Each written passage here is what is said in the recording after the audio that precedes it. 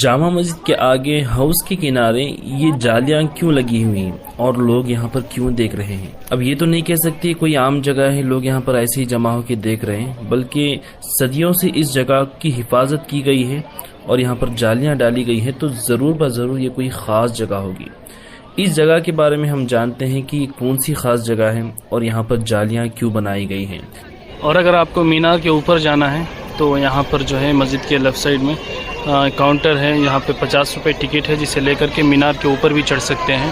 یہاں پر جو ہے جامع مسجد کی مختصر سی تاریخ بھی بیان کی گئی ہے۔ پھر سے ایک مسجد کے بلاگ کے ساتھ ناظرین میں موجود ہوں دلی کی مشہور و معروف جامع مسجد میں، اور جامع مسجد کا سوچا کہ بلاگ بنا دیا جائے، اور جامع مسجد کی جو ہسٹری تاریخ ہے، اس کی تعمیری ہسٹری کیا ہے، کب تعمیر ہوئی، کس نے تعمیر کی اور تعمیر کام کیسا چلا، تمام باتیں اس ویڈیو میں آپ کے ساتھ شیئر کرنے کی کوشش کروں گا، اور بھی جو کچھ بھی الگ الگ معلومات اس مسجد کے بارے میں کہے جاتے ہیں وہ تمام باتیں اس ویڈیو میں بتانے کی کوشش کروں گا۔ تو چلیے مسجد میں چلتے ہیں اور اس مسجد کی زیارت کرتے ہیں، اور ہاں آگے بڑھنے سے پہلے اس ویڈیو کو لائک۔ شہنشاہ ہندوستان مغلیہ سلطنت کے 5ویں بادشاہ شاہ جہاں نے ایک دن خواب دیکھا کہ وہ عرش اعظم پر ہیں اور عرش اعظم پر انہیں خوبصورت مسجد دکھائی دی۔ اگلے دن جب وہ خواب سے بیدار ہوئے تو انہوں نے ریاست بھر سے الگ الگ انجینئرز کو بلوایا اور خواب میں جو مسجد انہوں نے دیکھی تھی اس کا نقشہ بتایا اور کہا کہ اسی ڈیزائن پر ایک مسجد کا نقشہ تیار کیا جائے اور میرے سامنے پیش کیا جائے۔ تو ریاست بھر کے تمام انجینئرز اسی کام پر لگ گئے۔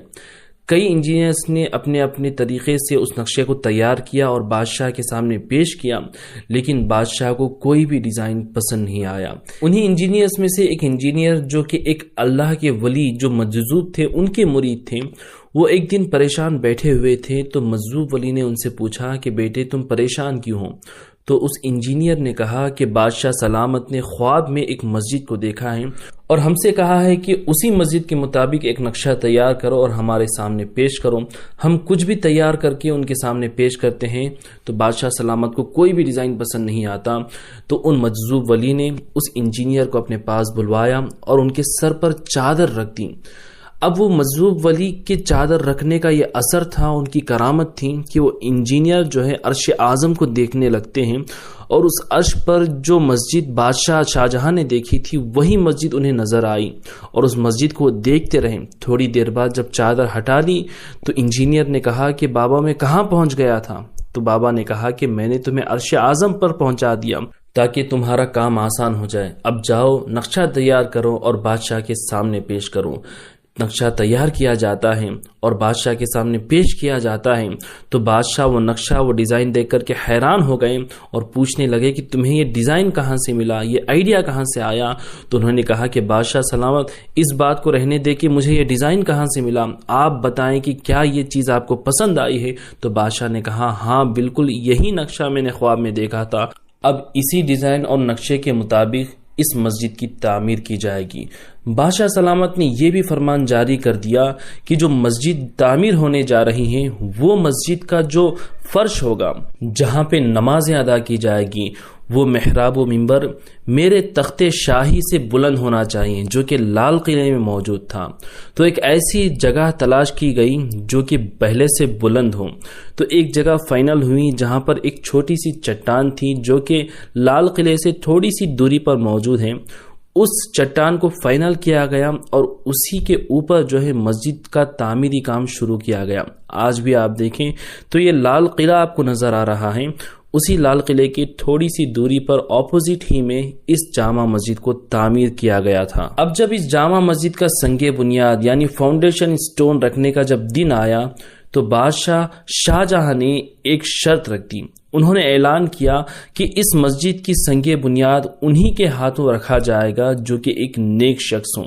جب سے وہ بالغ ہوئے ہوں تب سے لے کر آج تک ان کی فرض نمازوں کے علاوہ تہجد کی نماز بھی قضا نہیں ہوئی ہو، ان سے کبھی تکبیر اولا نہ چھوٹی ہو، اور عصر اور عشاء کی نمازوں میں جو سنت غیر مؤکدہ ہوتی ہے وہ بھی ان سے کبھی قضا نہیں ہوئی ہو، ایسا نیک شخص جو ہوگا وہی اس مسجد کی سنگ بنیاد رکھے گا۔ اب یہ شرط سننے کے بعد اس زمانے کے جتنے علماء تھے ان میں سے یا کسی عام شخص میں سے کوئی بھی شخص آگے نہیں بڑھ رہا تھا۔ جب کافی دیر تک انتظار کیا گیا تو خود بادشاہ شاہ جہاں آگے بڑھے تو علماء نے ان کا ہاتھ پکڑ لیا اور کہا کہ اے بادشاہ سلامت، جب آپ نے شرط رکھ ہی دی ہے تو انتظار کر لیں، کوئی ایسا نیک شخص یہاں پر آ جائے۔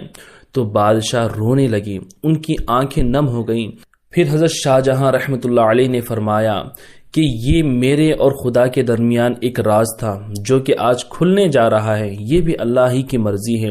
الحمدللہ جب سے میں بالغ ہوا ہوں تب سے لے کر آج تک میری فرض نمازوں کے علاوہ کوئی تہجد کی نماز تک قضا نہیں ہوئی ہے، کبھی میں نے تکبیر اولا نہیں چھوڑی ہے، اور نہ ہی عصر اور عشاء کی کوئی سنت غیر مؤکدہ نماز بھی مجھ سے قضا ہوئی ہے۔ اللہ اکبر۔ تو ناظرین، یہ تھے ہمارے پیشوا اور بادشاہ جنہوں نے اسلام پر پابندی کے ساتھ عمل کیا، اور ساتھ ہی ساتھ اللہ نے انہیں دنیا کا اقتدار بھی دیا، اور جو ہے انہوں نے سلطنت بھی قائم کی۔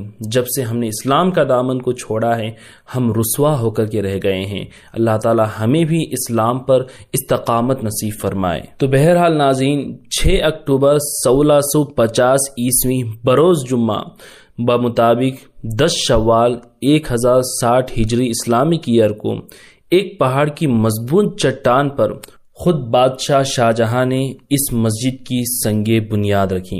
دنیا بھر سے اعلیٰ ترین ماہرین تعمیرات، بہترین نقاش، سنگ تراش جو پتھروں کو تراشتے تھے، انجینئرز اور بہترین خطاط جو کہ خطاطی کیا کرتے تھے، ڈیزائنرز تھے، اور ممتاز فنکاروں کو بلوایا گیا، اور ان کے علاوہ 6000 مزدوروں نے اس عظیم الشان جامع مسجد کی تعمیر میں حصہ لیا، اور 6 سال تک اس مسجد کی تعمیر میں مسلسل لگے رہے۔ یہ جامع مسجد 1656 عیسوی